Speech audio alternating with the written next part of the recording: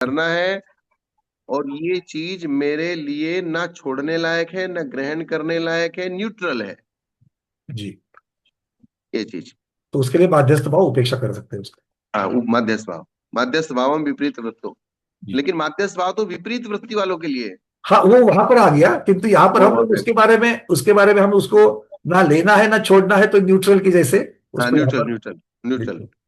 सिद्धे जय प्रसिद्धे चौयाराणा फलम पते वंदिता अरहंते वो चमराहण कमसो। जबलोनंतानंद परम सिद्ध भगवान की, देवादिदेव के जराक्षी आदिनाथ से लेकर 24 तीर्थंकर भगवान की, ये जय। वर्तमान नायक श्री महावीर भगवान की, जय। 1452 गणधर परमेश्वरी भगवान की, जय। द्वादशांग जिनवाणी माता की जय, जय। दर्शनाचार्य पुष्पदंताचार्य भूत बलि आचार्य वीर सेन स्वामी महाराज की जय, जय। आचार्य श्री शिव कोटि महाराज की जय, आचार्य श्री कुंतु सागर जी, कनक नंदी जी, पदम नंदी जी गुरुदेव की जय, जय। जिनवाणी माता की जय, श्रीमद जैन धर्म की जय। आचार्य भगवत श्री वैराग्यनंद जी महामुनिराज की जय। आचार्य संघ की जय। नमोस्तु नमोस्तु नमोस्तु भगवान, आपके श्री चरणों में हम बारंबार त्रियोग शुद्धि पूर्वक नमोस्तु करते हुए आपसे विनती करते हैं कि हमारा सम्यक दर्शन दृढ़ होवे, चारों आराधना में हम आगे बढ़े। इस प्रकार से भगवती आराधना ग्रंथराज की अपेक्षा से हमें आज आपके प्रवचन दीजिए, हमें संबोधन दीजिए। अब यहाँ गाथा नंबर 4। कल हाँ। ये बताया था कि सम्यक दर्शन और सम्यक चारित्र्य। अगर संक्षेप से कहेंगे तो सम्यक दर्शन और सम्यक चारित्र्य दो आराधनाएं कही जाएंगी। जी। कितनी आराधना कही जाएंगी? दो ही संक्षेप से हो दो जाएगी। आराधना। इसको भी चालू करवा दो ना जरा। बाकी जो स्वाध्याय पूछ रहे कौन से पृष्ठ चल रहा है, तो भगवती आराधना भाग 1 का पृष्ठ क्रमांक 80, पीडीएफ का पृष्ठ क्रमांक 80, जिसपे प्राकृत की चौथी गाथा दी है। अब देखिए, दो प्रकार के ग्रंथ हमें आवृत्ति देखने को मिली है। जो सुविधि सागर महाराज जी की यहाँ से आई है, उसमें शुरुआत में उनकी फोटोग्राफ है। तो हो सकता है जूम कर एक लो। हाथ दूसरा पृष्ठ से आपके आगे पीछे हो जाएंगे, किंतु जहां पर चौथी गाथा प्राकृत की छपी हुई है उस पेज को खोल लेना है आपको। किसी में पेज नंबर 12 भी है। हाँ, तो ये अब आवृत्ति के ऊपर डिपेंड है कि किस प्रकार से ले रहे हैं। हाँ। अब गाथा नंबर 4 को पढ़ते हैं। जी। दंसण मारा हंतेण्ये नाणा नाण मारा हियम हवीण्यम, नाणम आराहंतेण दंसणम होई भैणिजम। अर्थात दर्शन की आराधना करने वालों के द्वारा नियम से ज्ञान की आराधना होती है। चूंकि देशना लब्धि के बिना सम्यक दर्शन की उपलब्धि नहीं होती। जी। 5 लब्धियों में से दूसरी लब्धि। देशना लब्धि। जी। देशना लब्धि के बिना किसी को भी आज तक सम्यक दर्शन न तो प्राप्त हुआ है और न हो रहा है, और न आगे कभी भविष्य में सम्यक दर्शन की प्राप्ति होगी। जी। इसलिए उसको सात तत्व, छह द्रव्य, नौ पदार्थ आदि की देशना आचार्य से मिलेगी। श्लोक वार्तिक जी में कहा है कि सात तत्वों का और सम्यक दर्शन का अविनाभाव संबंध है। जी। क्या कहा है? उनका अविनाभाव संबंध है। गुरुदेव एक मिनट यहाँ पर सिर्फ देखो, सब लोग स्वाध्याय, एक बात आपको समझनी है कि आचार्य भगवान जो यहाँ पर कह रहे हैं कि जो देशना लब्धि है वो बहुत महत्वपूर्ण और अनिवार्य है। और आपने सुना होगा कि भाई करण लब्धि अनिवार्य होती है, तो ये दोनों का संबंध कैसे लगावे? तो करण लब्धि सीधे सीधे नहीं होती है। जब करण लब्धि होती तो उसके पहले की चारों लब्धियां उसी के अंदर निहित की जाती है। तो करण लब्धि को प्रदान करके जब कथन होता है, तो उसमें पहली 4 लब्धियां उसके अंतर्भाव होते अंतर्भूत होती है। और उन चारों में देशना लब्धि का महत्व भी आचार्य भगवान बता रहे हैं, आचार्य श्री। क्योंकि क्या होता है, सबसे पहले जो क्षयोपसम लब्धि होती है, जी। क्षयोपसम लब्धि में अनादि काल से चलते चलते आप जब संगी पंचेंद्रिय पर्याप्तक जीव बनते हैं, तो स्वाभाविक रूप से ही आपके कर्मों का जो मंद उदय आना चालू होता है, तब उसको क्षयोपसम लब्धि कहते हैं। जी। और फिर उस मंद उदय से ही आपके परिणामों की विशुद्धि बढ़ती है, तो वो विशुद्धि लब्धि होती है। जी। उसको अगर डीपली में जाएंगे तो फिर हम लब्धि सार छपना सार पढ़ेंगे फिर कभी। हाँ। और फिर जब आप एक आपकी भूमि तैयार होती है, उस समय अगर आपको आचार्य का या किसी विद्वान का या किसी ज्ञानी का या किसी आरिका माता का या किसी देव का या किसी देवी का या किसी मनुष्य का संबोधन मिलेगा, तब जाके आपको तत्वों का संबोधन मिलेगा, तब देशना लब्धि होगी। अब देशना लब्धि हो गई तो उसके अगली लब्धि होगी, फिर उसके अगली लब्धि होगी। तो शुरू की दो लब्धि तो अनादिकाल से मिथ्या दृष्टि जीव के स्वाभाविक रूप से हो जाएंगी कभी। हम्म, और जब मिथ्या दृष्टि के स्वाभाविक, इसका आवाज बंद करो, तो स्वाभाविक रूप से हो जाएंगी, तब देशना लब्धि अगर उस समय मिलेगी, क्या कहते हैं ना, जिस समय समोसरण था उस समय हमारे परिणाम नहीं थे, जब हमारे परिणाम थे तब हमारे गुरु नहीं मिले, जब गुरु मिले तब हमारे परिणाम नहीं थे। अब दोनों चीजें एक साथ होनी चाहिए, जी। जो जो तब जाके कारण है, व्यवस्था बनेगी। वो जो आवश्यक कारण है वो सारे उपलब्ध होने चाहिए, हाँ, तब कार्य पूर्ति आवश्यक होगी। कारण सारे उपलब्ध होंगे तब जाके वो व्यवस्था बनेगी, नहीं तो व्यवस्था नहीं हम्म, बनेगी। इसलिए जो यहाँ कहा है, ज्ञान की आराधना के साथ, दर्शन की आराधना के साथ ज्ञान की आराधना नियम से होती है। अर्थात पहले सम्यक दर्शन होने से पहले आपको तत्वों को समझने के लिए भी ज्ञान की आराधना करनी पड़ेगी। जी। सम्यक दर्शन होने से पहले। और जब, अब तो फिर उन्होंने कहा कि सम्यक दर्शन होने से पहले जो ज्ञान हमने सीखा वो सम्यक ज्ञान था या मिथ्या ज्ञान था? तो बिना सम्यक दर्शन से तो ज्ञान तो मिथ्या ही कहलाएगा।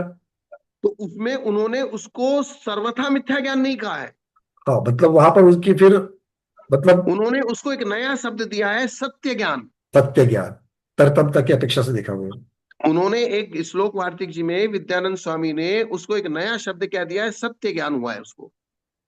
क्योंकि सम्यक ज्ञान तो इसलिए नहीं कह सकते क्योंकि अभी सम्यक दर्शन हुआ नहीं है। जी। मतलब मिथ्या दृष्टि से, जैसे सातिशय मिथ्या दृष्टि को अलग निकाल करके उसको एक भूमिका बना दी, वैसे यहाँ हाँ, पर मिथ्या ज्ञान की जगह पर उसको सत्य ज्ञान के सत्य, संबोधन करके क्योंकि उसको वो अलग कर देशना दिया। लब्धि उसको मिलेगी, उसको सत्य ज्ञान होगा, उस सत्य ज्ञान होने के पश्चात फिर उसको सम्यक दर्शन होगा, फिर सम्यक दर्शन होने के बाद फिर ज्ञान सम्यक ज्ञान होगा। जी। इसलिए उन्होंने कथनचित दर्शन की आराधना में ज्ञान की आराधना को गर्भित कर दिया।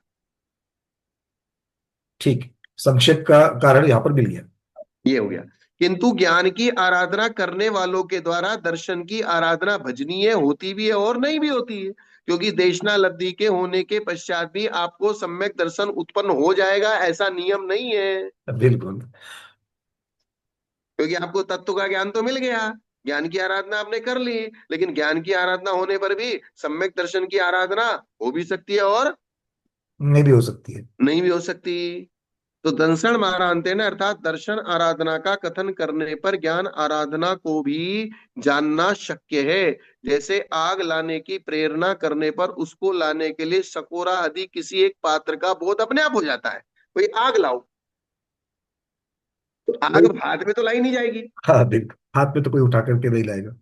हाथ में कोई उठा के तो आग के साथ वो कुछ ना कुछ बर्तन में रख के लाएगा। जी। अंधे को अगर निमंत्रण दोगे तो नियम से दो लोगों को खाना खिलाना पड़ेगा कम से कम। अकेला तो आ ही नहीं सकता है। अकेला आएगा नहीं तो, अकेला आएगा नहीं तो फिर तो आप अगर अंधे को आपने निमंत्रण दिया है तो ये आप इंक्लूड समझ लो कि आपको दो लोगों को भोजन कराना है। जी। तो आग लाना है तो सकोरा भी साथ आएगा।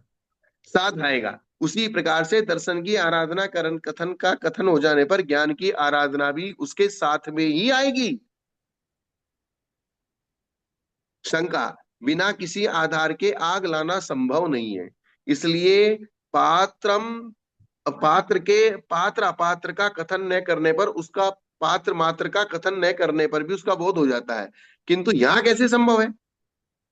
आपने जो उदाहरण दिया है, दृष्टांत क्योंकि कैसे लागू आग होता है का तो। लाना बिना पात्र के संभव नहीं है, लेकिन आप कह रहे हैं सम्यक दर्शन के साथ सम्यक ज्ञान निश्चित रूप से अविनाभावी होके आ जाएगा, वो कैसे आ जाएगा? हम्म, तो यहाँ भी अविनाभाव होने से दंसन मारांतन इत्यादि कहा है। यहाँ अन्य, क्योंकि यहाँ भी सम्यक दर्शन सम्यक ज्ञान का अविनाभावी है। सम्यक ज्ञान, ज्ञान मात्र दर्शन का अविनाभावी नहीं है, लेकिन सम्यक दर्शन सम्यक ज्ञान का, अविनाभावी सम्यक ज्ञान है तो सम्यक दर्शन होगा ही होगा। नहीं सम्यक दर्शन है तो ज्ञान नियम से सम्यक दर्शन होगा, होता ही सम्यक ज्ञान होता है। होगा। होता ही है। होता ही है। यहाँ अन्य व्याख्याकार गाथा के संबंध का इस प्रकार के अर्थ लगाते हैं, यदि आराधना के भेद दो हैं तो चार प्रकार की आराधना के फल को प्राप्त सिद्ध है। ये प्रतिज्ञा आपकी अधूरी रह गई, क्योंकि आपने शुरू की गाथा में क्या प्रतिज्ञा, चौव्याराणा फलम पत्ते, हम्म, चार प्रकार की आराधना के फल को प्राप्त। तो चार प्रकार की आराधना के फल को प्राप्त सिद्ध है। आपने जो प्रतिज्ञा की वो प्रतिज्ञा ऐसी की है, और अब हम यहाँ आराधना को दो कर रहे हैं। आराधना को क्या कर दिया आपने शॉर्ट में? दो कर दो दिया, कर दिया। चार फिर तो फिर दो प्रकार की आराधना के फल को प्राप्त, उधर ऐसा विशेषण भी लगाते हैं, चार अथवा दो आराधना की फल को प्राप्त, क्योंकि इसमें शेष दो का संग्रह नहीं किया गया है। किंतु ऐसा कहना भी ठीक नहीं है, क्योंकि यहाँ यह बतलाते हैं कि उन दो में भी शेष दो का संग्रह हो जाता है। इस बात को बतलाने के लिए ही दो आराधनाओं को कहा है कि दो में बाकी दो का संग्रह हो हो जाता है। इसलिए दंसण मारा हंतेने आदि कहा है। तथा आप कहते हैं कि प्रतिज्ञा की हानि होती है। आपने कहा ना प्रतिज्ञा की, प्रतिज्ञा क्या की थी आपने? 24 फलम पत्ते। ये प्रतिज्ञा की थी। तो यहाँ प्रतिज्ञा शब्द से आप क्या कहना चाहते हैं? साध्य के निर्देश को प्रतिज्ञा कहते हैं ना। एक साध्य होता है, एक साधन होता है, एक पक्ष होता है। हम्म। क्या होता है? साध्य, साधन और पक्ष। साध्य, साधन और पक्ष। अब आप मुझे पहाड़ में, अग्नि में और धुएं में साध्य क्या है, साधन क्या है और पक्ष क्या है? अग्नि, धुआं और पहाड़। पहाड़। हाँ, तो अग्नि, धुआं, धुआं जो है, अगर धुआं है तो अग्नि है ही है। हाँ। तो तो इसमें साध्य साधन कौन हुआ? तो धुएं के, धुआं साधन बन गया, उसकी अपेक्षा से साध्य अग्नि को ढूंढा। हाँ, तो धुआं धुआं हेतु हुआ, धुआं साधन हुआ, धुएं के साधन से हम अग्नि तक पहुंच गए। जी। अर्थात साध्य अग्नि हुई, जिसको सिद्ध करना बाकी है। धुआं वो तो तो। सिद्ध है, जी। सिद्ध करना बाकी क्या है?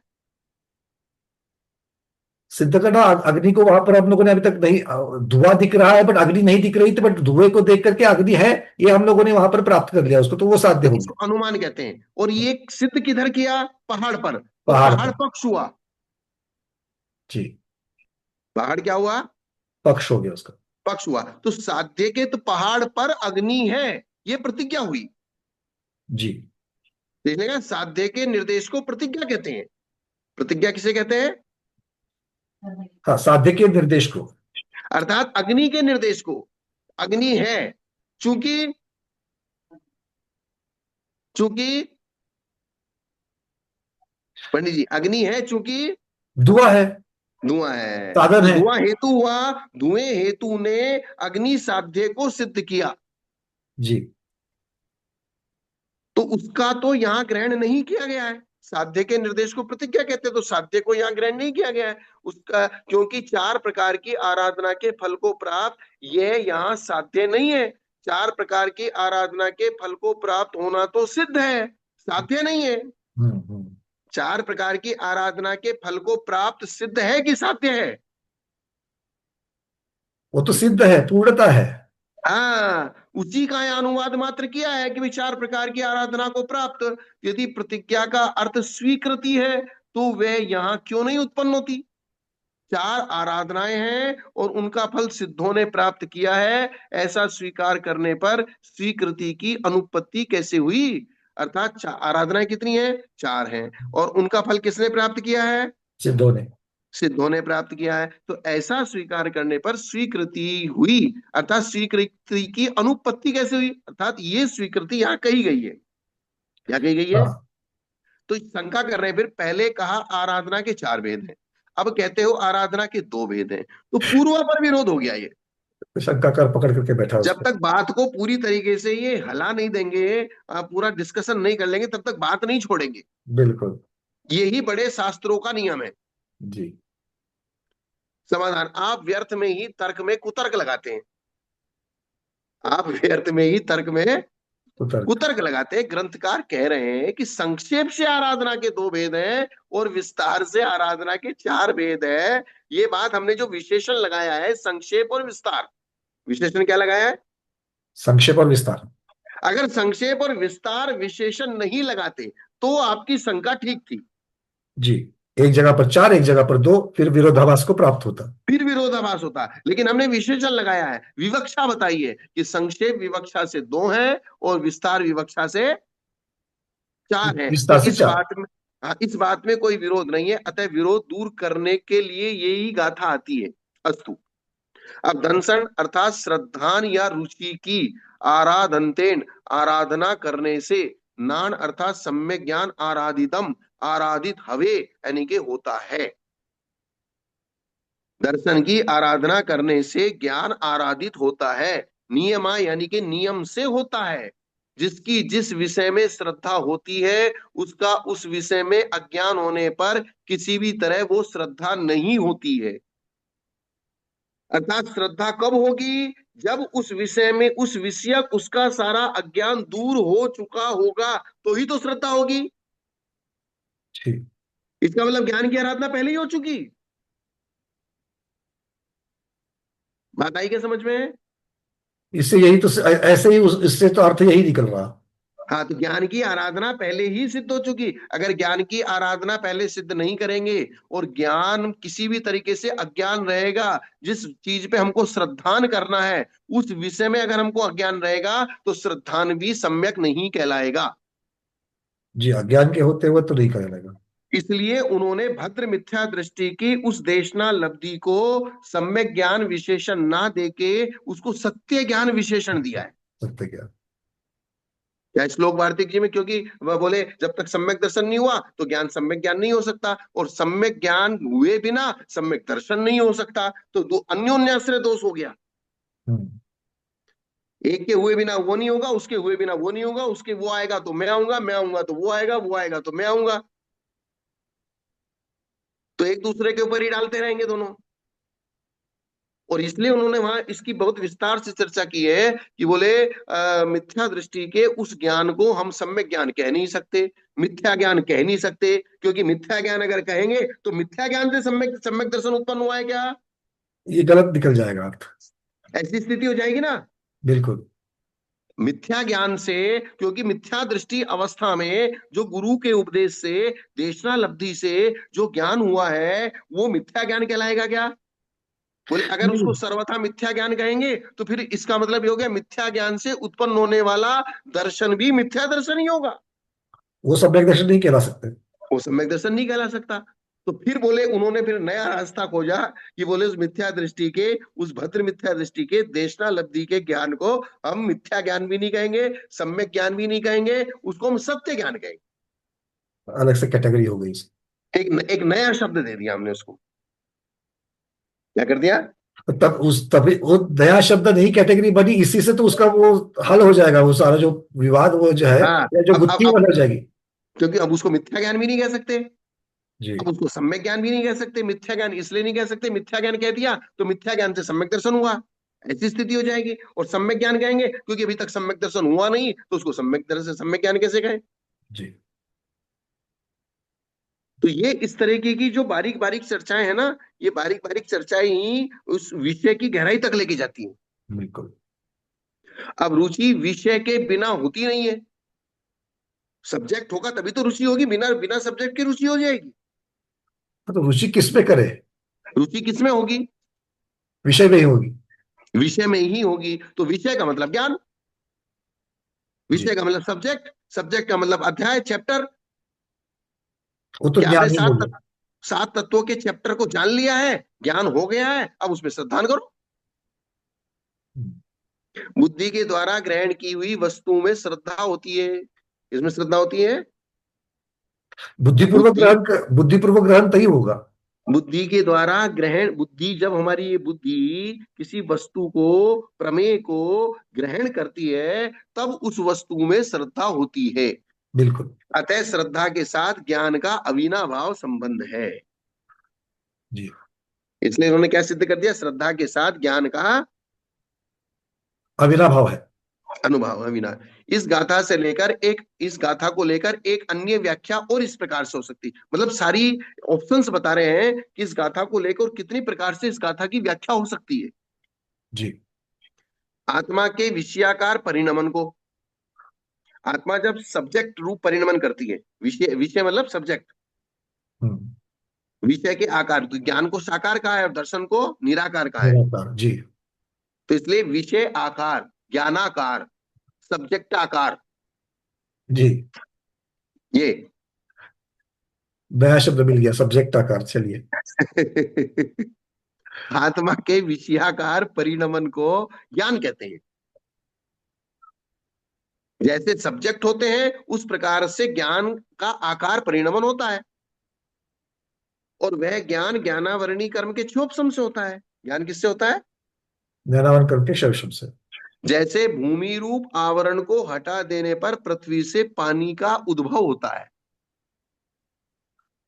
जमीन को खोदा, मिट्टी ऊपर से हटाई, तो नीचे क्या मिला? पानी। पानी मिला। ऐसे ही ज्ञानावरण कर्म के कपड़े को हटा देंगे, क्योंकि ज्ञानावरण दर्शन उनको कपड़े की उपमा दी गई है, जी दोनों को। जी, जैसे मूर्ति पर वस्त्र डाला, ये प्रकृति शब्द प्रकृति बल समझाते होते इसी प्रकार से समझाया है। नो कर्म। हम्म। पट पड़ी हारसी मज्जा, जी, आठों कर्मकांड की कर्मों गाथा के है नो ना। कर्मों, आठों कर्मों के नो कर्म बताया है वैसे। आठों कर्मों के नो कर्म बताए हैं, पट पड़ी हारसी मज्जा। तो ज्ञानावरण दर्शनावरण का जो नो कर्म है वो है पट, कपड़ा। जैसे भूमि रूप आवरण को हटा देने पर पृथ्वी से पानी का उद्भव होता है, जन्म होता है। उस ज्ञान में जो निर्मलता होती है उसे प्रसन्नता या स्वच्छता कहते हैं। जो ज्ञान में निर्मलता होती है, प्रसन्नता होती है, अर्थात निर्दोष होता है। पानी निर्दोष होगा, तभी तो पानी में निर्मल मल नहीं कहेंगे। होगा, तो पानी निर्दोष प्रसन्न होगा, स्वच्छ होगा। और ज्ञान निर्मल निर्दोष होगा, तो ज्ञान के दोष क्या है? अज्ञान, विपरीत है। संशय विपर्य अनध्यवसाय। हाँ, वही विपरीतता संशय वगैरह है। संशय विपर्य अनध्यवसाय, अरे जिनको जैसे परीक्षा मुख जी में समारोप कहा है। जिसको उज्जैन में हम लोगों ने देखा था कि उज्जैन में वो मल रह हाँ, गया था वहां पर। तो ज्ञान के मल को दूर करना, अर्थात संशय विपर्य अनध्यवसाय को दूर करना, अर्थात समारोप का विरोधी होता है सम्यक ज्ञान। जी अर्थात संशय विपर्य अनध्यवसाय तीनों को हम समारोप कहते हैं आगम की भाषा में। तो शास्त्र में निरूपित अर्थ के विषय में सत्य भावना श्रद्धा है, वही दर्शन है। वह दर्शन मोहिनी के उपसम या क्षोभसम से होती है। अब जो सम्यक दर्शन को उत्पन्न करने वाली चीज है वो दर्शन मोहिनी का उपसम छह क्षोभसम है, और ज्ञान को जो उत्पन्न करने वाली चीज है वो ज्ञानावरणी कर्म का क्षोभसम है। दोनों के क्षोभसम अलग अलग है। श्रद्धान का क्षोभसम अलग प्रकार से होता है, और ज्ञान का क्षोभसम। क्योंकि दोनों के कारण आवरण दोनों के आवरण वगैरह कर्म ही दोनों के अलग अलग है। दोनों गुण अलग अलग है, दोनों के आवरण अलग अलग है, दोनों का क्षोभसम अलग अलग है, जी दोनों की जाति अलग अलग है। जैसे पानी में मिश्रित कीचड़ के अभाव में जल निर्मल हो जाता है, उस दर्शन की आराधना करने पर ज्ञान की सिद्धि अवश्य होती है। दर्शन की आराधना करने पर ज्ञान की सिद्धि अवश्य होती है, क्योंकि ज्ञान की सिद्धि हुए बिना श्रद्धान किस पे करना? ज्ञान की सिद्धि हुए बिना श्रद्धान किस पे करना? तो इसलिए ज्ञान की सिद्धि पहले ही करनी पड़ेगी, क्योंकि जिस धर्म का कोई आश्रय नहीं होता उसकी सिद्धि अकेली नहीं होती। अर्थात श्रद्धान का आश्रय ज्ञान है, क्योंकि बिना ज्ञान के श्रद्धान होगा नहीं। क्योंकि सब्जेक्ट नहीं होगा तो श्रद्धान किस पे करोगे? ऊपर कहा इन्होंने। जी जी जी। बात समझ में इसी- आई ना? इसीलिए धर्म का कोई आश्रय नहीं, ये शब्द जो उन्होंने बताया है हाँ उसी में ही क्लियर हो रहा है कि भाई धर्म मतलब यहाँ पर जो स्वभाव या गुण की चर्चा अगर मान लीजिए करिए, वहां पर धर्म शब्द जो है, हाँ। तो उसकी अगर कोई आश्रय नहीं, उसका निमित्त कोई नहीं है, उसका कोई आधार नहीं है, तो उसकी हम्म। सिद्धि कैसे करेंगे? किसके निमित्त से कैसे उसकी सिद्धि करेंगे? करेंगे? उसको सिद्ध कैसे करेंगे? एक किसी ने प्रश्न पूछा है कि सत्य ज्ञान और सम्यक ज्ञान का अर्थ और इन दोनों के बीच का जो डिफरेंस है वो क्या है? तभी इसमें चैट बॉक्स में लिखा है किसी ने, सत्य ज्ञान। ये चर्चा अभी अभी तो हो चुकी इसकी कि हाँ, तो आप थोड़ा सा बताइए। हाँ, देखिए जो जीव जो है, जो अनादि मिथ्या दृष्टि है, अनादि मिथ्या दृष्टि जब पंचलब्धि को प्राप्त करता है तब जाकर के पहली बार सम्यक दर्शन हो जाएगा, प्रथमोपशम उसको होता है। तो ये प्रथमोपशम होने के पश्चात वो सम्यक दर्शन, सम्यक दृष्टि होता है, और सम्यक दृष्टि होगा तब उसके पश्चात उसका जो ज्ञान है उसके आश्रय से सम्यक ज्ञान हो जाएगा। तो इसका मतलब ये होता है कि जब तक सम्यक दर्शन नहीं होता है तब तक उसके पास ज्ञान नहीं था, ऐसा नहीं, उसके पास ज्ञान था जो मुख्यतः से मिथ्या ज्ञान था।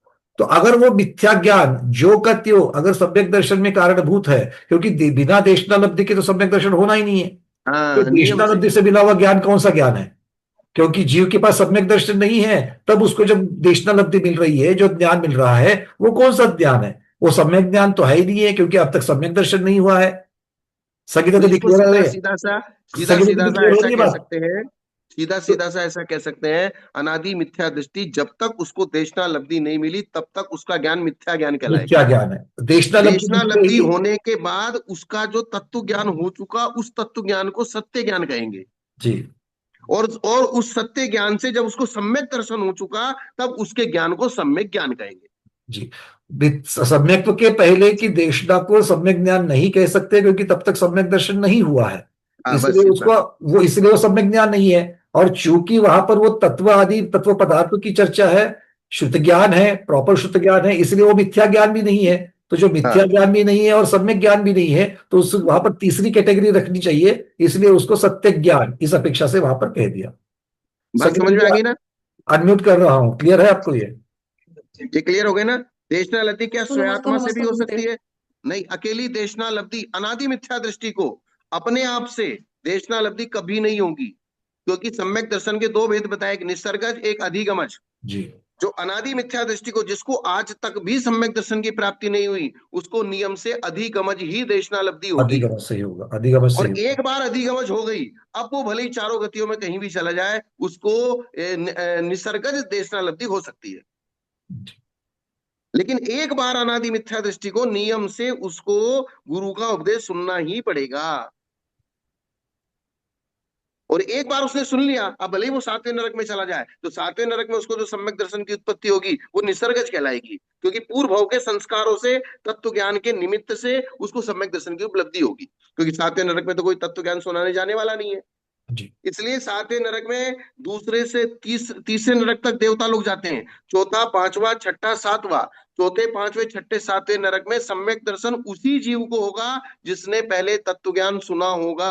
अगर जिसने पहले तत्व ज्ञान नहीं सुना है, उसको कदाचित भी तीसरे, चौथे, पांचवे, छठे, सातवें नरक में सम्यक दर्शन की उत्पत्ति नहीं होगी।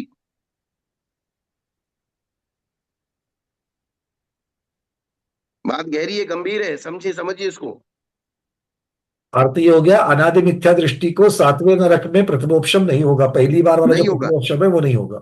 हाँ, प्रथमोपसम तो हो जाएगा। नहीं नहीं, पहली बार वाला।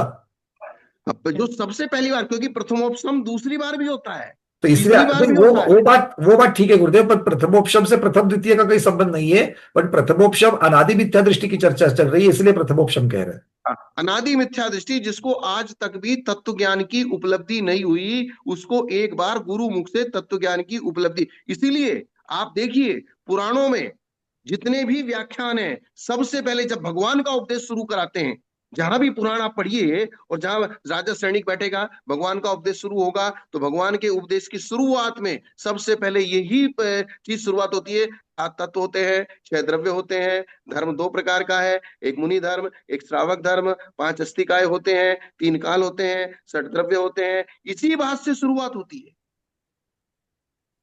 प्रवचन का मतलब यही है कि आपने अगर भूल से भी उन चीजों को सुन रखा है, और अगर आपके वे नरक में, त्रियंच में कहीं भी जाके वे याद आ गई, तो वापस आपको सम्यक दर्शन की प्राप्ति हो सकती है। इसलिए प्रवचनकार को, व्याख्याकार को सबसे पहले कहानी, चुटकुले उटकुलों की बजाय जो सामने हमारे श्रद्धालु बैठे हैं उनके कान में सात तत्व की बात जरूर डाल दें। वो निमित्त है, वो निमित्त बन करके, अगर भूल भी गए हैं तो वापस, अगर छूट भी गया है तो भी सम्यक दर्शन हो सकता है। कोई बात नहीं, आज वो आपकी बात नहीं मान रहा है, लेकिन आपने अगर उसके कानों में सात तत्व की बात डाल दी है, आज नहीं मानेगा कल मानेगा, कल नहीं मानेगा परसों मानेगा, जब त्रियंच में डंडे पड़ेंगे तब मानेगा, नरक में डंडे पड़ेंगे तब मानेगा, लेकिन कभी ना कभी आए उसके दिमाग में आएगी ये बात सही थी और मैंने मानी नहीं।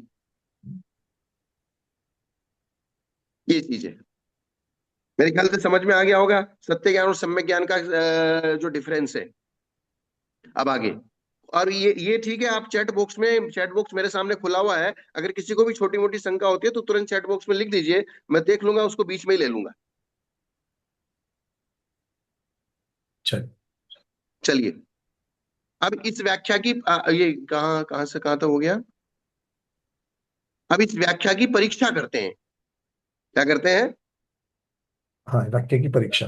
कि मतलब ये व्याख्या तो हो गई, व्याख्या कर दी, लेकिन ये व्याख्या सही हुई या नहीं हुई, उसको उसको उसको हम भी कछोटे परखना में है। कसेंगे कि भाई अब ये व्याख्या जो हुई वो सही हुई या नहीं हुई। यदि आत्मा विषयाकार रूप से परिणमन करता है तो विषय की तरह आत्मा रूप रस गंध और स्पर्शादिक में हो जाएगा। इन्होंने ऊपर क्या शब्द किया, आत्मा पदार्थ स्वरूप परिणमन करता है। हम्म। तो बोले पदार्थ स्वरूप परिणमन करता है तो कभी आत्मा पुद्गल को जानेगा तो पुद्गल रूप हो जाएगा, धर्म द्रव्य को जानेगा तो धर्म द्रव्य रूप हो जाएगा, धर्म द्रव्य को जानेगा तो अधर्म रूप हो जाएगा। मैंने पंकज जी को जाना तो मैं पंकज जी रूप हो गया, पंकज जी ने मुझे जाना तो पंकज जी मेरे रूप हो गए। ऐसी स्थिति हो जाएगी। विषयाकार रूप से परिणमन करने का मतलब क्या है? परिणमन करना मतलब परावर्तन हो जाना, उसी रूप हो जाना, ये सीधी सीधी बात। नहीं तो उस रूप नहीं होना ना, अगर उस रूप हो गए तो हाँ, फिर वो इस ये- पर आत्मा पुद्गल रूप हो जाएगी। तो यही तो बात अब सिद्ध करेंगे वो, इसको पहले हाँ, रखते हैं। इनका यदि आत्मा विषयाकार रूप से परिणमन करता है तो विषय की तरह आत्मा रूप रस गंध और स्पर्श आदि में हो जाएगा। क्या एक प्रश्न था, यदि हमें सामने सामने स्वाध्याय किया है तो हमें देशनालब्धि का निमित्त उदय हो सकता है क्या? हाँ हो सकता है। जब आप निरंतर सात तत्व पढ़ रहे हैं, नौ तत्वार सूत्र पढ़ा है, कार्तिक अनुप्रेक्षा पढ़ा है, और इस प्रकार से आप भगवती आराधना पढ़ रहे हैं, जीव कांड पढ़ रहे हैं, कर्म कांड पढ़ रहे हैं, तो आपको मान लीजिए वर्तमान में अगर सम्यक दर्शन नहीं भी हुआ है तो भविष्य में कहीं भी, लेकिन वो आज नहीं हो रहा है तो कभी डंडे पड़ेंगे ना थोड़े अच्छे से, तब जाके होगा फिर वो। क्या होगा पंडित जी? आज नहीं, इसका मतलब ये हो गया आज नहीं हो रहा है, इसका मतलब आज अभी तक सही तरीके से डंडे नहीं पड़े हैं, हाँ, तो या अगर फिर प्रेम से पढ़े तो नहीं, याद नहीं आ रहे हैं। तो प्रेम से नहीं हो रहा है तो भी डंडे पड़ने से होगा। ठीक। तो यदि आत्मा विषयाकार रूप से परिणमन करता है तो विषय की तरह आत्मा रूप रस गंध और स्पर्शादि में हो जाएगा। यानी कि कभी आत्मा पुद्गल रूप हो जाएगा, कभी आत्मा दूसरे जीव रूप हो जाएगा, कभी आत्मा तीसरे जीव रूप हो जाएगा। और ऐसा होने पर जो आत्मा को कहा है कि आत्मा तो अरस है, अरूप है, अगंध है, अव्यक्त है, अशब्द है, चेतना गुण वाला है, उसके साथ विरोध आ जाएगा। तथा कभी नीला हो जाएगा, कभी पीला हो जाएगा। तो नील पीत आदि रूप परिणाम परस्पर में विरुद्ध होने से एक जगह नहीं रह सकता, और पीला दो कलर एक साथ नहीं रह सकते। ऐसे आत्मा में दो स्वभाव एक साथ कैसे रहेंगे? तथा एक ही काल में दो आकारों को जानने का प्रसंग आएगा, एक बाह्य नीलादि और दूसरा ज्ञानगत आकार। हमने तीन चीज बताई ना, एक शब्द घट, एक ज्ञान घट, एक पदार्थ घट। ये बात अगर ध्यान में रहेगी तो ये सारी शंका का समाधान अपने आप हो जाएगा। क्या? जी। शब्द घट, ज्ञान घट और पदार्थ घट। पदार्थ घट। तो शब्द घट अलग है, ज्ञान घट अलग है और पदार्थ घट अलग है। ज्ञान में घट का आकार दिखाई देता है, लेकिन अज्ञान घट स्वरूप परिणमन नहीं करता है। हम्म। दर्पण में घट का आकार दिखाई देता है, लेकिन दर्पण घट रूप नहीं होता है। जी। तथा ज्ञान में जो तथा एक ही काल में दो आकारों को जानने का प्रसंग आता है, एक बाह्य नीलादि का और दूसरा ज्ञानगत आकार। तथा ज्ञान में जो विशुद्धि या प्रसन्नता है उसे अभिरुचि या श्रद्धा कहना भी ठीक नहीं है। श्रद्धान चैतन्य का धर्म है, ज्ञान का धर्म नहीं है। श्रद्धान किसका धर्म है? चैतन्य का धर्म है। ज्ञान भी चैतन्य का धर्म है, श्रद्धान भी चैतन्य का धर्म है। श्रद्धान चैतन्य का धर्म है, लेकिन श्रद्धान गुण अलग है और ज्ञान गुण जी, अलग है।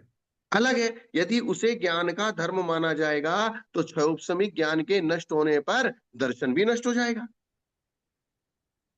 क्योंकि क्षयोपशमिक ज्ञान तो नष्ट हो जाता है। हम्म। क्षयोपशमिक ज्ञान क्या होता है? जी, नष्ट हो जाता है। नष्ट हो जाता है। तो जैसे ज्ञान क्षयोपशमिक ज्ञान नष्ट होगा, अगर ज्ञान का गुण, दर्शन को ज्ञान का गुण मानेंगे तो ज्ञान नष्ट होगा तो दर्शन भी नष्ट हो जाएगा, जी। क्योंकि धर्मी के नष्ट होने पर धर्म भी नष्ट हो जाएगा। गुण गुणी, गुणी के नष्ट होने पर गुण भी नष्ट हो जाएगा। हम्म। यदि कहोगे कि चैतन्य अविनाशी है, बोले चैतन्य तो अविनाशी हो, कभी नष्ट नहीं होता, तो दर्शन का वही आश्रय है, तो ज्ञान का धर्म नहीं हो सकता।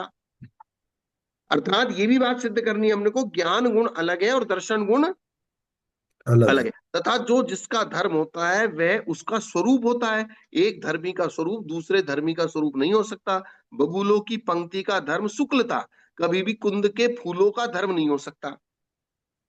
बोले कुंद के फूल भी सफेद होते हैं, बगुले भी सफेद होते हैं, लेकिन बगुले की सफेदी और कुंद के पुष्पों की सफेदी, वो दोनों धर्म अलग अलग है। अलग है। इसी तरह मति ज्ञान की निर्मलता श्रुतादि ज्ञानों की नहीं हो सकेगी, और न श्रुतादि ज्ञान की निर्मलता मति ज्ञान की हो सकेगी। इस प्रकार ज्ञान का भेद होने पर भी उन ज्ञानों में होने वाली निर्मलता में भी भेद होता है। और ये छह उपशमिक ज्ञानों की बात है। किसकी बात है? शायद शायद बात बिल्कुल ठीक, मतलब ये इस बात से समझ सकते हैं कि भाई मति ज्ञान की निर्मलता अलग है, इसका मतलब मति ज्ञानावरण कर्म का क्षय शम अलग है, शुद्ध ज्ञानावरण कर्म का क्षय शम अलग अलग है। उनकी निर्मलता भी अलग अलग है। अलग अलग है। लेकिन छाई ज्ञान में ऐसी बात नहीं है। क्षय हाँ, ज्ञान की शायद में क्या बात ऐसा है? है। क्षय की निर्मलता न तो नवीन उत्पन्न होती है, न नवीन न नष्ट होती है। वो जैसी उत्पन्न होती है एक जैसी होती है। जी। कैसी होती है? इसलिए सभी तीर्थंकरों का ज्ञान एक ही प्रकार से निर्मल है, उतना ही है। उ- उसमें कहीं भी कोई डिफरेंस नहीं है। नहीं है। जैसे छाइक सम्यक दर्शन, छाइक सम्यक दर्शन एक जैसा होता है, वो अलग अलग नहीं होता। अब सम सम्यक दर्शन के विकल्प बन सकते हैं हजारों लाखों करोड़ों और वो असंख्यातों। तो दर्शन मोह के उदय के बिना दर्शन का अभाव नहीं होता। यदि हो तो दर्शन मोहिनी कर्म की मान्यता नहीं बन सकती। फिर दर्शन मोहिनी क्या कर रहा है? यदि कहोगे कि प्रतिबंधक का सद्भाव रहने से आत्मा में यथार्थ विषयक श्रद्धा नहीं होती, यदि कोई प्रतिबंधक नहीं होता तो उसके अभाव में श्रद्धा प्रकट होती है। क्या होती है? उसके अभाव में श्रद्धा प्रकट यदि आत्मा परिणामी है तो श्रद्धा हमेशा श्रद्धा क्यों नहीं रहती? यदि आत्मा अपरिणामी है तो कभी भी श्रद्धा प्रकट नहीं होगी। इसलिए यह अनुभव सिद्ध है कि सहकारी कारणों के न रहने से आत्मा श्रद्धान रूप से परिणमन नहीं करता, उसका प्रतिबंधक कोई नहीं है। तब प्रश्न होता है कि वो सहकारी कारण कौन है जिसके अभाव के कारण श्रद्धा की उत्पत्ति नहीं होती? सर्वत्र कार्य कारण भाव अन्वय व्यतिरेक के द्वारा ही जाना जाता है। कार्य एक कार्य कारण भाव होता है। क्या होता है? कार्य कारण भाव। कार्य कारण भाव, और कार्य कारण भाव अन्वय व्यतिरेक के द्वारा जाना जाता है। अर्थात ये कार्य हुआ है तो इस कारण के बिना नहीं हुआ है, धुआं हुआ है तो अग्नि के बिना नहीं हुआ। नहीं हुआ है। तो अग्नि कारण है और धुआं उसका कार्य है। तो ये कार्य कारण भाव है। तो ये कार्य, तो धुएं का अग्नि के साथ अन्वय व्यतिरेक है। अगर अर्थात धुआं है तो नियम से अग्नि है, और अगर अग्नि नहीं होती तो धुआं नियम से नहीं होता। अग्नि नहीं है तो धुआं भी नहीं है। नहीं है। धुआं है तो इसका मतलब नियम से अग्नि है। तो यहां कार्य कारण भाव होता है, उस कार्य कारण भाव का अन्वय व्यतिरेक होता है। सर्वत्र कार्य कारण भाव अन्वय और व्यतिरेक से होता है। अन्वय व्यतिरेक के द्वारा जाना जाता है। अन्वय व्यतिरेक के बिना केवल कहने मात्र से यदि किसी में कार्य कारण भाव न हो तो वस्तु विचार में उसका कोई उपयोग संभव नहीं है। अगर कोई उचंती कुछ भी कह दे और उसका कार्य कारण भाव संबंध घटित नहीं हो रहा, अन्वय व्यतिरेक संबंध घटित नहीं हो रहा, तो उचंती कहने से बातें नहीं बनेगी। जी जी जी बिल्कुल। क्या आपने कोई बात कह दी और कह दी उसका कोई कार्य कारण भाव घट नहीं रहा, या उसका अन्वय व्यतिरेक नहीं घट रहा, तो तो फिर वो अन्वय व्यतिरेक नहीं घट रहा तो आपकी बात वो उचंती रह गई। उसकी सिद्धता ही नहीं हो सकती है। उसकी सिद्धता नहीं हो सकती। कार्य कारण भाव और अन्वय व्यतिरेक जब चलेगा तभी बात जो है वो उपयोगी कहलाएगी, अन्यथा वो बात अनुपयोगी हो जाएगी। इसी से आगम में प्रतिबंधक के सद्भाव के अनुमान को मान्य किया है। अर्थात हमारा ज्ञानावरणी कर्म का उदय, दर्शनावरणी कर्म का उदय हमारे ज्ञान और दर्शन में तारतम्य भाव लाता है, वह वृद्धि हानि करता है, क्योंकि ये छायोपशमिक भाव है। अगर इसमें वृद्धि हानि हो रही है, इसके पीछे कोई ना कोई कारण है। जी वृद्धि हानि होना ये कार्य है, और वृद्धि हानि होने का कारण वो कर्म है। क्योंकि अंकुर हमको दिखाई देता है, पेड़ दिखाई देता है, बीज दिखाई नहीं देता है, तो पेड़ बिना बीज के नहीं होता है, इसलिए बीज का अनुमान कर लिया जाता है। जी। क्या कर लिया जाता है? बीज का अनुमान किया जाता है। तो आगम में प्रतिबंधक के सद्भाव के अनुमान को मान्य किया है। अगर कोई किसी चीज को, आपके ज्ञान को रोक रहा है, आपका ज्ञान कम है, इसका मतलब आपका ज्ञान रुक रहा है, तो कोई ना कोई प्रतिबंधक कारण है जो आपके ज्ञान को डिस्टर्ब कर रहा है। कोई ना कोई प्रतिबंधक कारण है जो आपकी श्रद्धा को डिस्टर्ब कर रहा है। अर्थात प्रतिबंधक के होने पर श्रद्धा प्रकट नहीं होती और उसके अभाव में प्रकट नियम से होती है। ये अन्वय व्यतिरेक है। अगर कोई प्रतिबंधक कारण नहीं है तो जैसे सूर्य के ऊपर अगर बादल आ गए तो नियम से वो ढक जाएंगे और प्रकाश नहीं आएगा, और बादल नहीं होंगे तो नियम से प्रकाश नीचे आएगा। कोई प्रतिबंधक कारण कोई नहीं होगा तो नियम से वो कार्य होता ही रहेगा। होता इस ही होगा ही केवल होगा। ज्ञान, केवल ज्ञान को निराबाद कहने का कारण यही है कि अंतराय डालने वाला उस पर कोई नहीं है। प्रतिबंधक कारण नहीं है। बिल्कुल, वो तो अंतराय प्रतिबंधक हो गया। हाँ, नहीं अंतराय नहीं, ज्ञानावरण भी तो प्रतिबंधक कारण है हाँ केवल ज्ञान मतलब को। आधा आगे आगे उसको अक्षय क्यों है, मतलब वो इस प्रकार से, या निराबाद जो उसके जो विशेषण लगा दिया है। निराबाद एक चीज है, संपूर्णता दूसरी चीज है, और अनंतता तीसरी चीज है ज्ञान के बारे में, केवल ज्ञान के बारे में। तो निराबादता की चर्चा जब चलेगी तो बाधा की चर्चा चलेगी, और बाधा में काम, बाधा डालने का काम जो है वो अंतराय कर्म का था। तो अंतराय इसलिए कर्म, अंतराय बाधा कर्म की डालने का अपेक्षा काम से, अंतराय कर्म का, और ज्ञान की पूर्णता करने का काम ज्ञानावरण का हट जाना। बिल्कुल संपूर्ण ज्ञान। ज्ञानावरण पूरा हटेगा तो ज्ञान पूर्ण हो गया, लेकिन ज्ञान पूर्ण होने के साथ साथ भी उसमें बाधा डालने वाला नहीं होना चाहिए। जी। अगर अंतराय कर्म फिर भी इसलिए ज्ञानावरण, दर्शनावरण और अंतराय और मोहिनी है, ये चारों का कॉम्बिनेशन है। घातीपना ये उसका। चारों ही नाश होंगे। जी। अर्थात ज्ञान को झेलने के लिए ताकत भी चाहिए। हम्म। नहीं तो अगर हमारे ताकत नहीं होगी, जैसे थोड़ा अगर हमारा शरीर कमजोर रहता है, थोड़ा सा पढ़ाई लिखाई करते हैं, थोड़ा सा दिमाग दिमाग को कंसंट्रेशन करते हैं तो सिर दुखने लगता है। जी। क्योंकि ज्ञान के अविभागी प्रतिषेधों को झेलने के लिए आत्मा के जो बल के अविभागी प्रतिषेध हैं, ताकत के अविभागी प्रतिषेध हैं, जो अंतराय कर्म के क्षोभसम छह से होते हैं, वो भी होना जरूरी है। वीर्यांतराय कर्म का अक्षय शब्द। वीर्यंतराय कर्म का जो, इसलिए जहां भी ज्ञान की परिभाषा बनाई है, हर ज्ञान की परिभाषा में वीर्यंतराय कर्म के क्षोभसम को साथ साथ में लिया है। बिल्कुल बिल्कुल, सब जगह लिया है उनको। सब जगह बिना वीर्यंतराय कर्म के क्षोभसम के आपके जो ज्ञान, क्योंकि ज्ञान के भी एक अविभागी प्रतिषेध है, वो भी ताकत है, और वीर्यंतराय कर्म का क्षोभसम है, वो भी ताकत है। तो एक ताकत को, जब वो ताकत तभी झिलेगी जब दूसरी ताकत साथ में आएगी। जी। तो इसी से आगम में प्रतिबंधक के सद्भाव के अनुमान को मान्य किया है।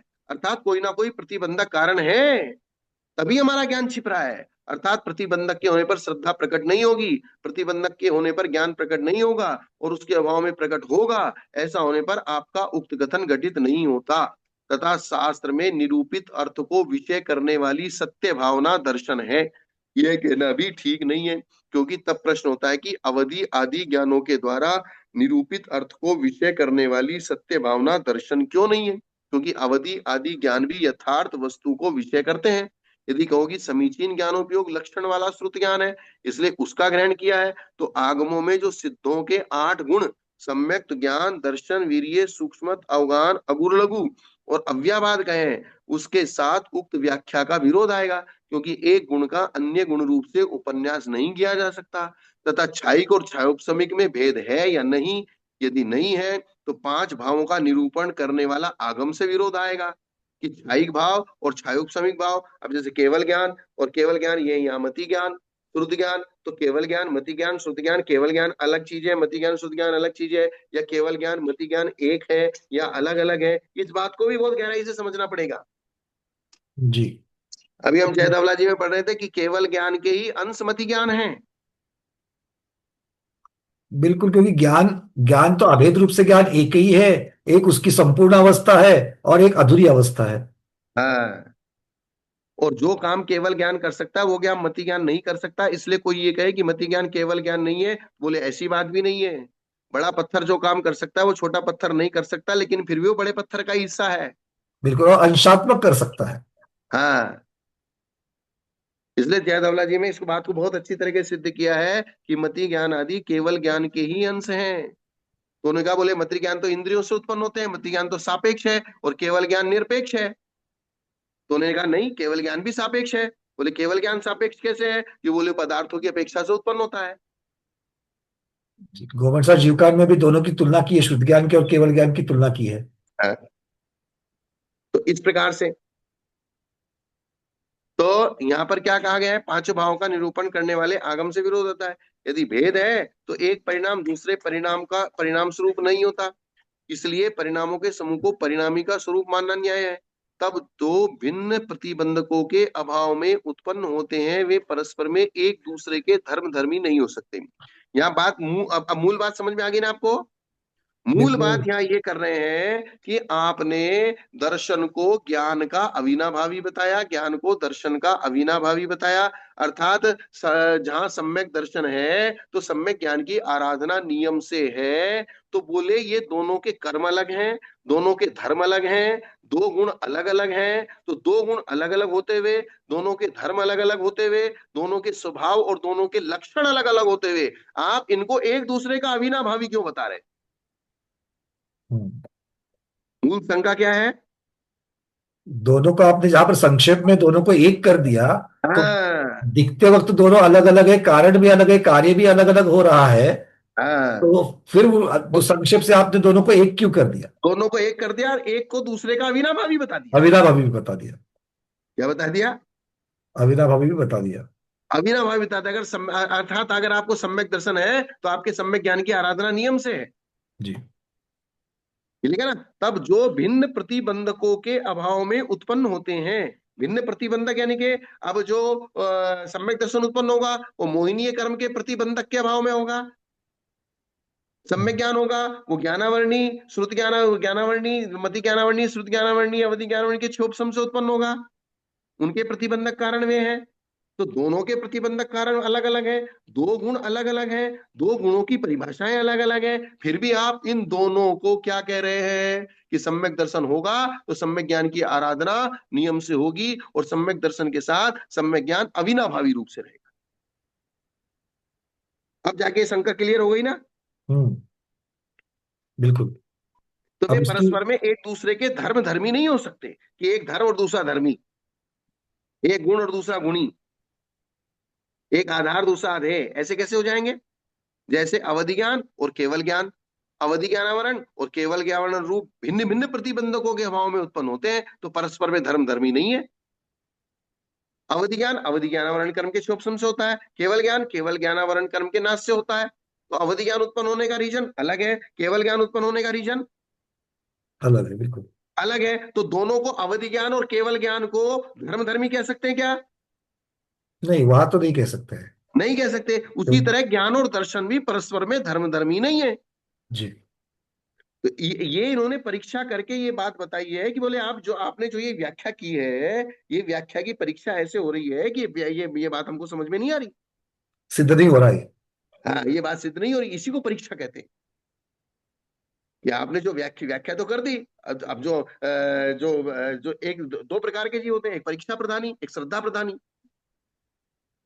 तो श्रद्धा प्रधानी तो ठीक है भाई, आपने कहा ज्ञान और दर्शन एक है, ठीक है भाई, ज्ञान दर्शन एक है। आपने कहा ज्ञान दर्शन अलग है, ठीक है भाई, ज्ञान दर्शन अलग है। तो श्रद्धा प्रधानी तो जो जो कहते जाओ मानते जाएंगे। आज्ञा सम्यक तो। श्रद्धा प्रधानी आज्ञा सम्यक जीव तो भाई उन्होंने कह दिया कि भाई दोनों आराधनाओं को हमने एक कर दिया। बोले ठीक है एक कर दिया। तो बोले दोनों आराधनाओं को हमने अलग अलग कर दिया। बोले ठीक है आपने अलग अलग कर दिया। लेकिन जिसका दिमाग चलता है, जिसकी बुद्धि चलती है, जिसके दिमाग में बारीक बारीक चीजें बाल की खाल निकालना जानता है, वो थोड़ी मान लेगा। वो तर्क सिद्धांत सबके ऊपर परख करके देखेगा उसको। हाँ। और जिसने कसौटी पे हर चीज को कस कस के लिया है उसका सम्यक दर्शन दृढ़ होता है। और आज्ञा सम्यक्ति का सम्यक दर्शन कभी भी गायब हो जाता है। ये यही बात है कि अनुकूल अवस्था में रहेगा, प्रतिकूल अवस्था में टिक नहीं पाएगा। इसलिए जिन लोगों के पास बुद्धि है, जिन लोगों के पास तर्क वितर्क है, वे तर्क वितर्क करके हर बात को छान छान के ही लें। स्वाध्यायी वो जो रास्ता अपना रहे हैं आज आचार्य भगवान के द्वारा, उसको ऑथेंटिकेशन मिल रहा है। अधिगमज के ऊपर इतना हम लोग क्यों देते हैं? और आज्ञा सम्यक तो है, वो तो है आपके पास। बट फिर भी इसको परखना इसीलिए है क्योंकि प्रतिकूल परिस्थिति में भी ये छूटे नहीं, उसको पकड़ करके दृढ़ता उसमें बनी रहे। अज्ञा सम्यक्त तो असमर्थों के लिए है। अर्थात जो बुढ़ी अम्मा बेचारी, उनको कुछ ज्ञान नहीं, पढ़ सकते नहीं, लिख सकते नहीं, और मंदिर में जाती है, बोली तत्वार से सुना दोगी तो ही मैं भोजन करूंगी। तो वे तत्वार सुन लिया और उनका काम हो गया, बोले मेरा भोजन का टाइम हो गया, मुझे भोजन करना है। लेकिन जब श्रद्धा से, तर्क से, हर विवक्षा से हमने तत्व को स्वीकार किया है तो फिर कोई भी हमको हिला नहीं सकता। और अगर हमने एक भी विवक्षा छोड़ दी और सामने वाले ने वही विवक्षा हमको अलग तरीके से समझा दी तो हमारा सम्यक दर्शन गायब। जी। हमने सारी विवक्षाओं का चिंतन कर लिया और एक विवक्षा का हमने चिंतन नहीं किया, और उसी विवक्षा को किसी दूसरे ने आके हमको किसी दूसरे तरीके से, गलत तरीके से समझा दी, क्योंकि हमने तो चिंतन किया नहीं था और सामने वाले ने उसको गलत तरीके से हमको दिमाग में बिठा दी और हमारे दिमाग में बैठ गई, तो हमारा जो सारा समझाया था वो सब जीरो हो गया, सब गड़बड़ हो गया। तो इसलिए अपन लोग पुरुषार्थ करना पड़ेगा हमको, बार बार पढ़ना पड़ेगा, बार बार समझना पड़ेगा, बार बार उसको उसको व्याकरण की दृष्टि से, उसको परीक्षा की दृष्टि से, उसको बाल की खाल निकालना। इसलिए तो समंत्र पत्र आचार्य ने कहा कि बोले भगवान मैं आपको नमस्कार कर रहा हूँ, आपके पास समोसरण इसलिए नहीं कर रहा हूँ, आपके पास सिंहासन इसलिए नहीं कर रहा हूँ। बोले सिंहासन तो मिथ्या दृष्टि भी लगा लेते हैं। आज कुंभ के देवागम मेले में सौ किलो चांदी का और 100 किलो सोने के सिंहासन लगा के बैठे हैं महात्मा लोग। देवागम सूत्र। हाँ, कुंभ के मेले में 50-50 100-100 किलो सोने के सिंहासन लगा के बैठे थे बाबा लोग। हाँ बिल्कुल।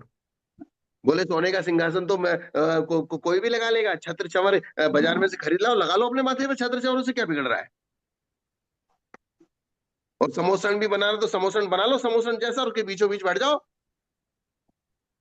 तो समोसन होने से आप पूज्य हो गए ऐसा नहीं है, छत्र छवर होने से आप पूज्य हो गए ऐसा नहीं है, आपके शरीर में मलमूत्र नहीं होता इसलिए आप पूज्य हो गए ऐसा नहीं है, आपका खून सफेद है इसलिए आप कुछ भोजन नहीं करते इसलिए आप पूज्य हो गए ऐसा नहीं है। क्या? मलमूत्र दाढ़ी मूछ तो देवों में भी नहीं है। देवों में मलमूत्र नहीं होता, उनको भी भूख नहीं, वो उनके भी कंठ से अमृत झरता है। आपका शरीर में अतिशय होता है इसलिए आप पूज्य हैं ऐसा भी नहीं है। तो आप पूज्य क्यों हैं? मैं आपको नमस्कार क्यों करता हूं, उसका रीजन बताओ पंडित जी। पूज्यता पूज्यता गुणों से प्राप्त हुई है, और जो गुण आत्मा के गुण जो वो प्रकट हो रहे हैं, उन गुणों की वजह से ही वो पूज्यता प्राप्त हो रही है। तो आत्मा के गुण तो हमको दिखाई नहीं दे रहे, तो हम कैसे माने कि पूज्य हैं? देखो, निश्चय और व्यवहार से इसका अलग वर्णन अलग अलग तरीके से हो जाएगा। हाँ, जैसे और कोई केवल ज्ञान बताएगा? जैसे केवल ज्ञान की अपेक्षा से, अब हम्म। निश्चय निश्चय से उन्होंने तो अपने ज्ञान गुण की पूर्णता को प्राप्त कर लिया, और व्यवहार से हम्म। देखेंगे तो वो केवल ज्ञानी हो गए, सर्वज्ञ हो गई है, वो व्यवहार हो जाएगा। हम्म। तो ये नहीं दिखाई जो देगा व्यवहार ही दिखाई देगा, निश्चय कैसे दिखाई देगा। नहीं, तो वो ऐसी चीज बतानी है कि जिससे हम जन सामान्य साधारण को समझा सके कि ये पूज्य हैं। हाँ, तो पूज्यता आने के लिए, पूज्यता का भाव सम्मान आने के लिए वहां पर इस प्रकार के विशेष चीजों की ही होनी जरूरी है। तो जो हम्म। सर्वज्ञता उनमें आई है वो विशेष है, सब में सर्वज्ञता नहीं है, तो ये पूज्यता का भाव तो बन ही जाएगा वहां पर। एक और विशेष बात बताइए, उसको थोड़ा दिमाग पे जोर डालो।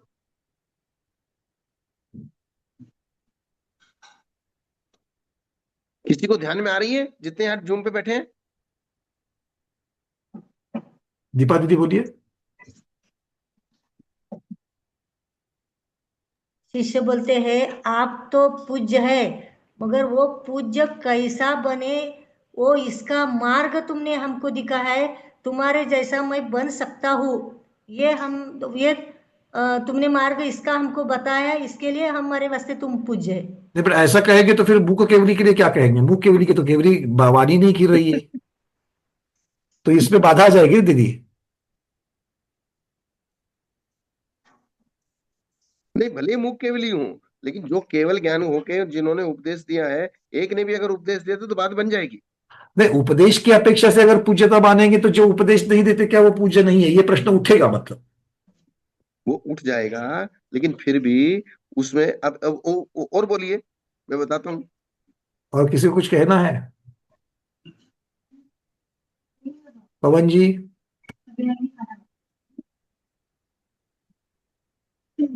क्योंकि ये देखिए प्रश्न भी आप मैं इसलिए इसलिए पूछता हूँ, जन्म मैं से पढ़ाने को तो आगे पढ़ा सकता हूँ, लेकिन मैं 2 मिनट की रेस्ट के लिए ये प्रश्न पूछता हूँ। नहीं चाहिए गुरुदेव, क्योंकि चिंतन शुरू होता है इससे, और चिंतन होना बहुत जरूरी है। हम्म। जन्म के आतिश से आप तो तीर्थंकर है, पर तीर्थंकर मार्ग पे कैसा चलना है ये आप बता रहे हैं। हाँ, और कौन बताएगा?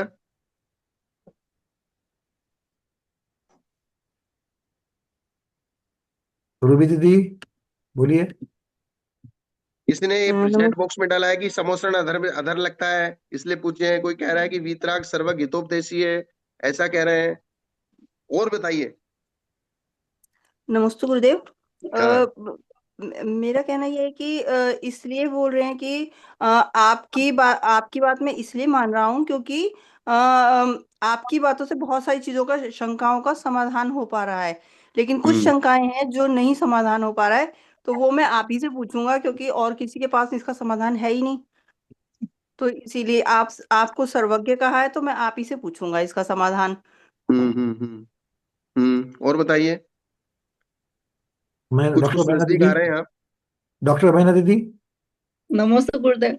मैं कह रही हूँ कि हम्म, उनके पास सर्वज्ञ है, तो उनके पास पूरा संपूर्ण ज्ञान है और वो वहां पर असत्य जैसे कोई चीज ही नहीं है, इसलिए वो पूछे क्योंकि वो हमको सही मार्ग दिखाएंगे, बस वही दिखा सकते हैं हमको सही मार्ग। हम्म। और गुरुदेव को जो चाहिए वो आना चाहिए इसमें। हाँ, वो और कोई, मैं कुछ और सोच रहा हूँ। अर्चना दीदी। नमस्ते गुरुदेव, वंदना भैया जी। वही जो अभी दीदी ने बोला है कि त्रिकालिक सत्य है उनकी वाणी, इसीलिए वो पूज्य है। थोड़ा थोड़ा नजदीक जा रहे हैं, लेकिन कुछ थोड़ा सा स्पष्ट कीजिए। क्योंकि महाराज जी उनके ज्ञान में सब झलक रहा है और उनको अक्षर सत्यता पूरा मतलब पर्याय गुण सब उनके साथ, उनके आगे सब, उनके ज्ञान में सारा सत्य झलक रहा है, इसलिए उनके वो ज्ञान में पूरा सब का कुछ पूरा। झलक रहा है, लेकिन हमको क्या पता उनके ज्ञान में क्या झलक रहा है, हम तो अज्ञानी बैठे हैं। बात तो सही है। वो सत्यता को अचीव कर लिया ना उन्होंने। हाँ, एक एक एक एक एक इसमें आया है, चैट बॉक्स में लिखा हुआ है कि अविरोधी वाक, अर्थात उनकी वाणी को कोई काट नहीं सकता। हाँ, राइट राइट। Right right. आए समझ में? बट ये अर्थात सर्वज्ञता, उन्होंने जो तत्व का स्वरूप बताया है उसको हम प्रत्यक्ष में, परोक्ष में, अनुमान से कैसे भी सिद्ध करें, वो बात कटती नहीं है। समंत्र भट्टाचार्य ने आप्त मीमांसा में यही एक शब्द दिया है, अविरोधी वाक। तो गुरुदेव क्या इसको सर्वज्ञता के साथ में नहीं जोड़ा जा सकता?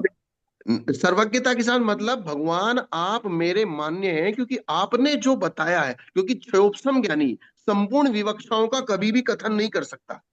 क्योंकि वीतराग सर्वज्ञ अगर होंगे तो फिर उनकी वाणी को काटने का संबंध ही नहीं है, क्योंकि सर्वज्ञता होने की वजह से वो संपूर्ण जानते हैं, तो इसलिए ये त्रुटि नहीं रहेगी। तो वे कोई भी बात जो कहते हैं वो कटती नहीं है, यही बात सर्वज्ञता के लिए नियामक है।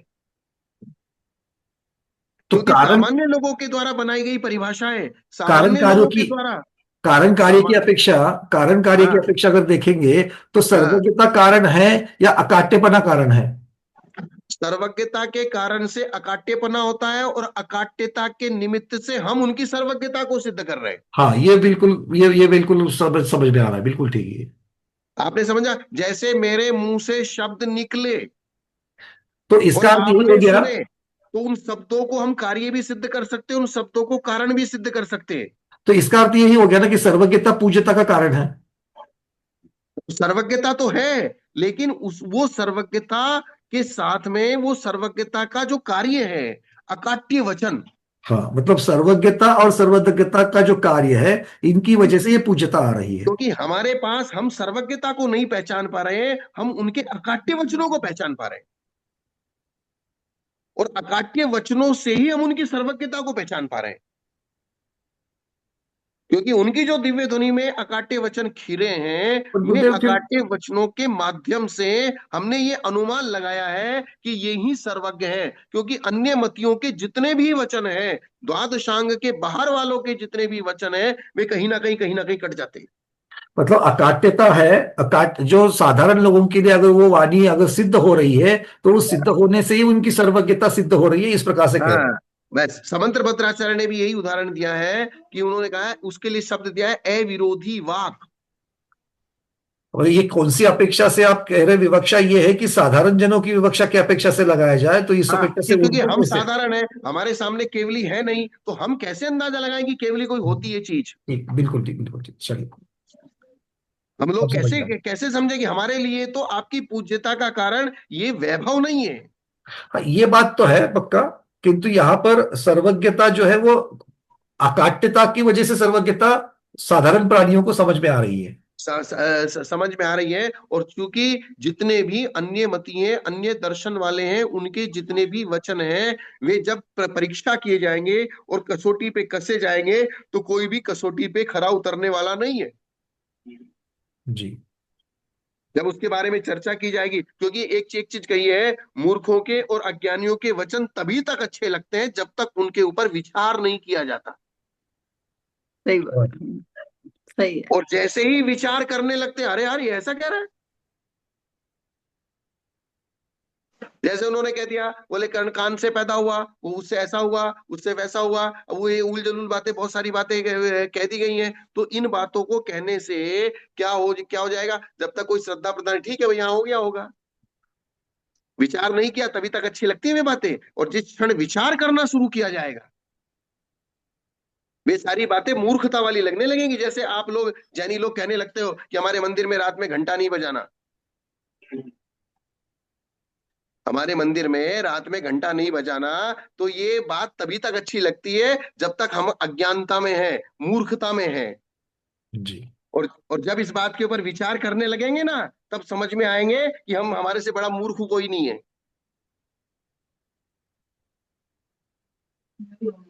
क्योंकि उसे इस हिंसा बात, कहने के लिए, उसे हिंसा कहने के लिए प्रमत्त योग होना बहुत जरूरी है। हाँ, नहीं आपने तो 1 मिनट में कह दिया किसी ने, भाई हमारे जैनियों के मंदिर में रात को घंटा नहीं बजाना। हमने पूछा क्यों नहीं बजाना? बोले क्योंकि हिंसा होती है।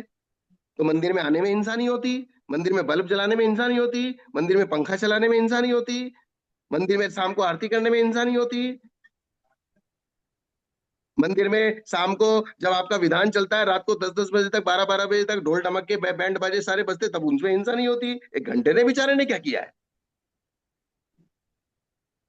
घंटा तो मंदिर के 12.5 करोड़ वाद्यों का प्रतीक है। एक ये भगवान के समोसरण में 12.5 करोड़ प्रकार के वाद्य बजते हैं। इसलिए जो अज्ञानियों के वचन हैं, वे तभी तक अच्छे लगते हैं जब तक उनके ऊपर विचार नहीं किया जाए। और जैसे ही विचार करने लगे ना, तो अपनी भूल अपने आप समझ में आने लगती है कि अपन क्या कर रहे हैं। उसकी मूर्खता सिद्ध हो जाती है। हाँ, अब अपने आप सिद्ध हो जाएगी। आप बात को काट काट के बताओ कि अगर आप 7 बजे से, शाम को 7 बजे से लेकर रात को 10 बजे तक मंदिर में कैसियो भी है, ढोलक भी है, माइक भी है, संगीतकार भी है, और खूब लंबे चौड़े नाच रहे हैं, लंबे चौड़े गा रहे हैं, आरतियां हो रही हैं, ढोल ढमक के बज रहे हैं, घंटे का पिताजी बज जाएगा, लेकिन घंटा नहीं बजना चाहिए। ये रूढ़ी है हमारी।